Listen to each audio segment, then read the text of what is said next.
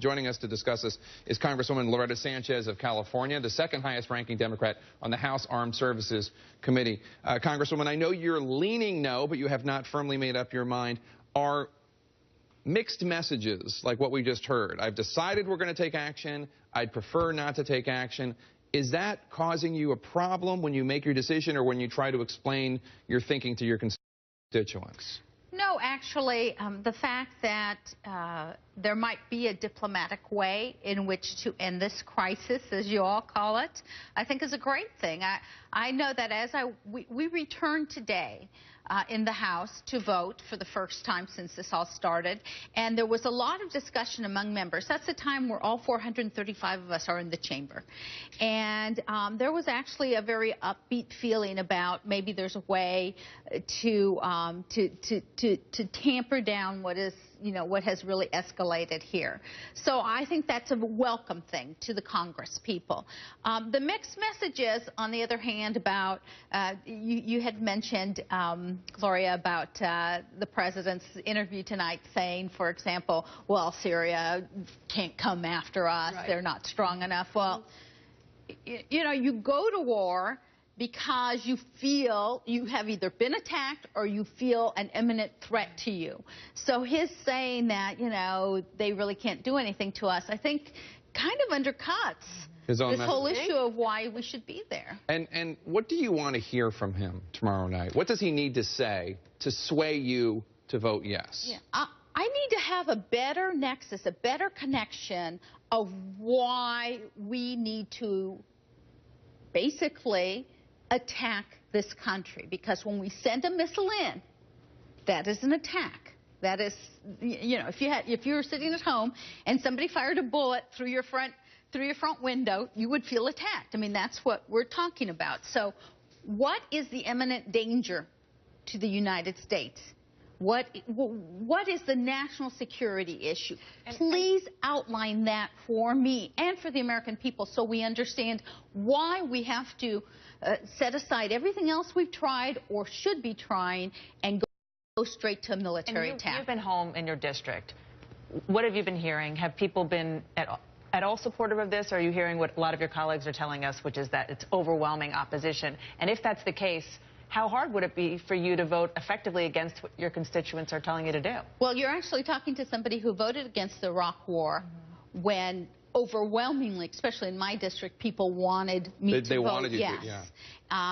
After I took that vote, I received death threats. I had to have bodyguards on me. 2 years later, it was, oh, my God, you were right, and we're so sorry, we're so sorry. So let's say you voted for it, you decided to vote for it, and you have people opposing it now. So what I'm saying is that in a particular issue of putting our military at stake, you're talking to someone who's married to a retired colonel from the Army and has a son who's 19 years old who is in the U.S. Army.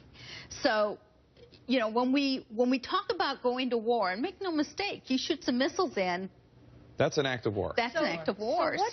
So you have to be, for me, I have to be able to look at a mom who loses a son or a daughter in a war, whether it's Iraq, Afghanistan, or Syria, and say, I'm sorry, there was nothing else I could do. So I needed your child. Doesn't sound like you're there yet. I'm not there yet. So what should the punishment be for the use of chemical weapons? If we back away. If the U.S. backs away, they take this outlet. And we just remove his, we come up with some arrangement where we remove his chemical weapons. Is that punishment? Well, I think it gives us where we want to be, which is to take that type of ability away from him. That's what the president has said. The president said he's using chemical weapons on his own people. That's not justified, and we need to be able to stop him from doing that, deter him from doing that. If his chemical weapons are taken away and put in international hands or what have you, then effectively he cannot use them. And our credibility is fine then after that, given what has occurred in the last few weeks. I think so. Would you rather not vote? No, you come to the Congress to take the hard votes. You don't come to the Congress to take the easy votes. So, I'm lucky. I've been in the Congress for 17 years. I've been there. I've been on an Iraq war where everybody was beating the war drum. And I will tell you something.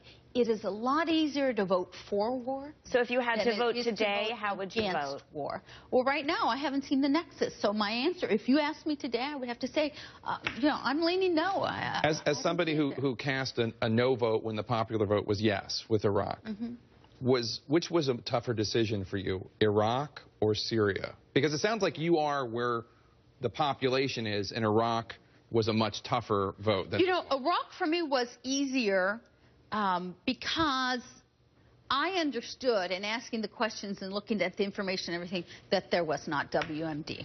I mean, I really You were against popular opinion. I understand that. But, I knew that I had a really good feel that they weren't there, and therefore that was the right vote. This is a much more difficult one. And in this case, your vote is good. Because here, even though if I vote no, and 95%, at least 95% of the people I represent have been people have been calling and saying, don't do this, don't do this, don't do this. There have been very few. I can count them on my hand. Phone calls or groups or people who have emailed me and said, please go forward and do this. This time you're voting against the president in your own party. And it's always difficult to vote against your own president. It's always difficult, not just of your party, but of your country, right? And remember that there are far more, in my opinion, important things coming up on the docket. We have to settle the budget for the next year. We're talking about whether the government gets shut down. We're talking about food stamps for people who really need them. I need a strong president there. So do you think I'm sorry. So we need to cut it off there because we're running out of time.